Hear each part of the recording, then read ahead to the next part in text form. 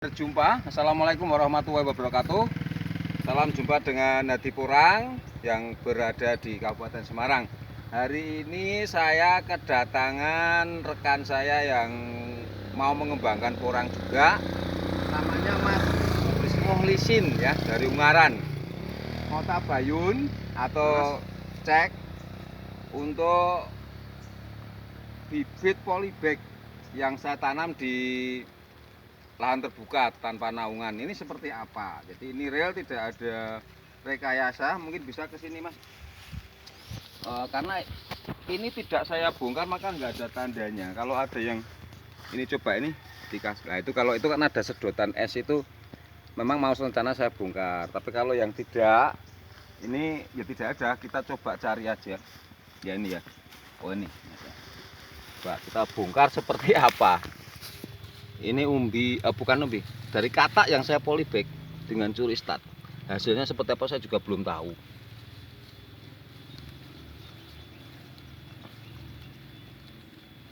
Bentar, kalau tergesa-gesa nanti.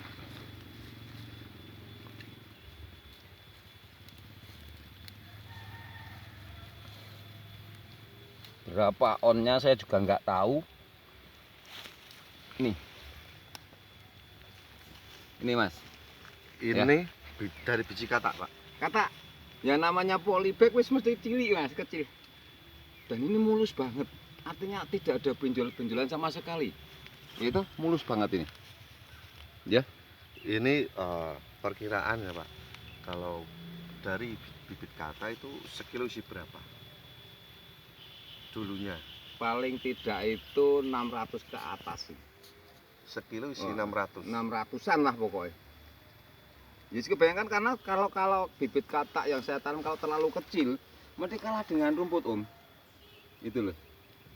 Nah, tanahnya gembur. Nah, ini syaratnya harus gembur begini. Ya, ini aja bisa dibuka.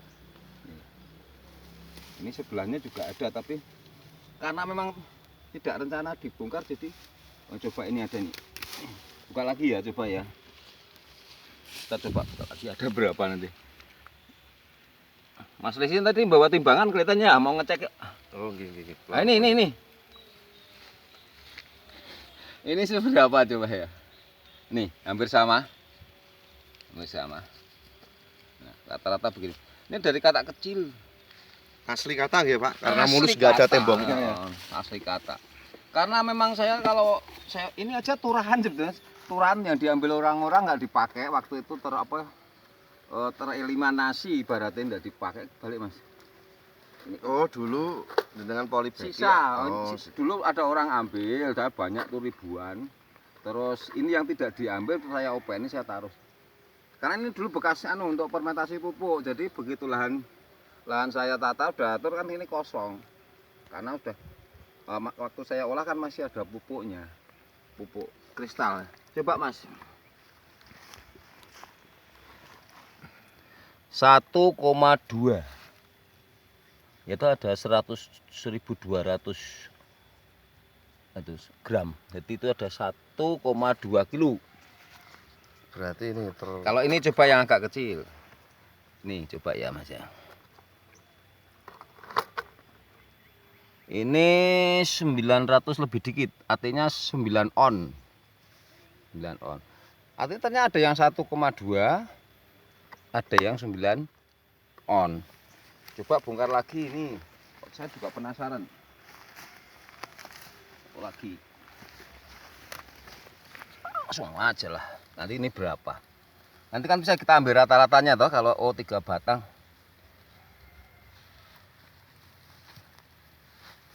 Nah, ini udah kelihatan ini. Ini mungkin agak, waduh. Nah, ini hampir sama dengan ini. Rata-rata segini ini. Ya, ini kata mini. Mungkin ada yang tidak percaya, tapi ini saya pelakunya. Ya itu kalau mau percaya ya monggo, ndak ya monggo. Jenengan dulu pernah kesini toh, ini polybag kan toh. Nah, sekarang seperti apa polybag itu hasilnya. Kita timbang Om yang satu ini. Berapa ini?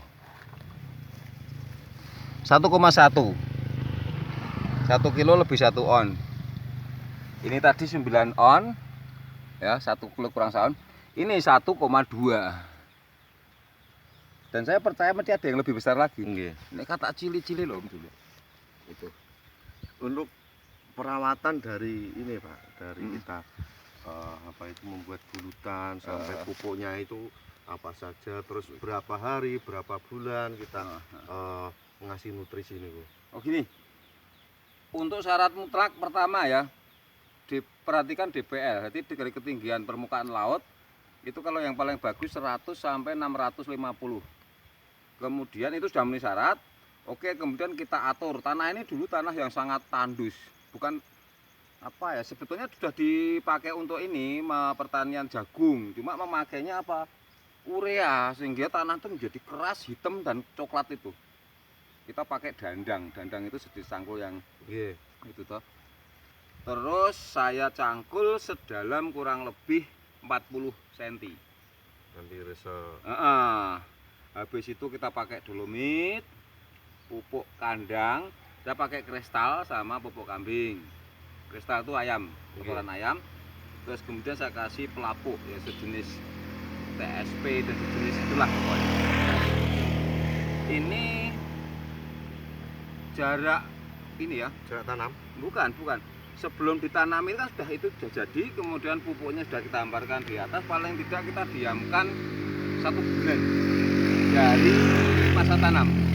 Jadi masa tanam ini Oktober, ini malah ini November dulu ya, November. Jadi sebelumnya harus sudah siap 1 bulan sebelumnya. Berarti gini Pak, kita olah buat bulutan, kasih pupuk kandang dan apa itu tadi, semacam itu, kita diamkan berapa? Sebulan? Paling tidak sebulan sebelum masa tanam. Nah kalau yang besar-besar itu kan masuk lahan umbi, ini umbi ini dulu ya, umbi 34. Yang saya kemarin saya review itu ada yang 12 kilo. 12 kilo ya, 12 kilo. Itu Oktober minggu ketiga, tanggal 15 masuk. Sehingga September pertengahan lahan sudah siap, harus sudah siap, pupuk sudah dihamparkan dengan catatan pupuk tadi fermentasi. Umbi nggih. Nah, untuk umbi, kalau ini kata karena ini ada tempat yang untuk umbi di bulan Oktober apa September. Nah. Kalau umbi, kalau wong Jawa loh Mas, ya wong Iya. Jawa itu pakai Pranoto Mongso. Iya. Pranoto Mongso itu Mongso 5. Mongso 5 itu jatuh Oktober tanggal 15 ke belakang, 15. Itu sudah masuk. Karena dalam apa ya, Pranoto Mongso wong Jawa itu titen wayahe polo kependem ya, saatnya Iya. polo kependem ditanam. Tadi saya ingat curi setat biji katak Mas. Ini dulu saya bikin polybag katak bulan Juli akhir. Juli sudah ditanam berarti ya? Sudah di polybag. Polybag itu. Nah, tapi masuk tanam sini setelah tunas ketiga, jadi bulan November ini. Nah, di sebelah sana itu loh Mas, coba itu sebetulnya rumput-rumput itu loh. Itu dulu ambil bibit polybag dari saya. Nggih. Cuma tidak dirawat seperti itu. Akhirnya ya akhirnya tidak menghasilkan yang seperti ini. Wah, ini sudah bagus untuk bibit, memang sudah dorman, akar juga sudah hancur kering semua. Nek, yang paling menyenangkan ini loh, kunci sehatnya tanah ini. Coba dekat sini Mas. Nah, sehatnya tanah ini karena ini lihat, umbi itu mulus. Ini loh. Ya, artinya tanah ini betul-betul ideal untuk porang. Nah, maka harus dibuat dan diolah seperti tadi. Coba lihat ini Pak. Nah. Saya melihat di foto itu kok ada tembongnya itu dari umbi apa dari katak, atau kalau katak emang tidak ada tembongnya? Kalau tembongnya itu dari umbi biasanya, atau ada sesuatu yang belum maksimal kita ya, belum. Itu biasanya dari umbi yang belum maksimal full total berkembang. Berarti ini real dari katak ya? Dari katak jelas. Kemudian ini pokoknya bulutan, kemudian air tidak boleh ngecembong, tuntas tapi basah. Seperti itu aja. Apalagi Mas Risin masih ini tanam berapa hektar atau berapa? cuma dikit, ini cuma ada kurang lebih 17.000 pohon. Tapi yang ini cuma dikit, karena apa? Kemarin kan ini kosong daripada tidak tertanami, karena bekas untuk fermentasi toh ini. Nggih. Terus tak susulin ini. Ya hidup-hidup untuk bibit. Ini saya berani jamin minimal 5 kilo untuk musim depan jadi. Nggak ada yang kena penyakit ya Pak? Blas, enggak ada sama sekali. Untuk menanggulangi penyakit jamur itu bagaimana Pak? Untuk di tanpa naungan relatif sebetulnya jamur jarang, walaupun ada juga. Ya salah satunya untuk sebab jamur itu karena kelembapan sebetulnya. Nah kelembapan itu kita antisipasi satu dengan gulutan. Kemudian yang kedua tadi, jauh-jauh sebelum ditanam minimal 1 bulan, tanah itu sudah dicangkul. Sehingga waktu Juli itu kan terik matahari sangat tinggi, kemarau. Nah disitulah kesempatan untuk mematikan berbagai macam patogen di dalam tanah itu, dibalik sehingga didiamkan biar kena sinar matahari, terutama selanjutnya jamur itu bisa sedikit terhambat pertumbuhannya, kalau bisa syukur bisa mati. Itu terutama jamur yang fusarium gitu. Ini tidak ada di sini karena ya kita antisipasi. Kalau memang ini kadang-kadang bisa pakai dolomit, pakai tradisional, ada pakai abu dan sebagainya, pakai mama lemon yang ada seperti itu. Tapi ini alhamdulillah tidak ada, karena ini tanah juga kita siapkan supaya betul-betul ideal untuk porang gitu. Berarti yang 12 kilo atau 17 kilo tadi kemarin udah diekspos ya? Udah. Kemarin 13 kilo sama 12, jadi saya bongkar 2 itu yang coba di sini Mas, ini bongkar 2 kemarin. Ini batangnya sekian ini. Ini. Nah itu sudah saya ambil bawa pulang, ini segini nih. Ini lubangnya kelihatan. Ini paling enggak minimal 10 kilo. 10 kilo. Nah, tapi kemarin saya bongkar ada 13 kilo.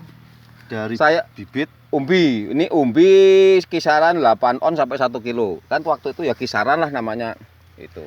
8 on sampai 1 kilo Ah. bisa tembus kilo ke atas. Tembus.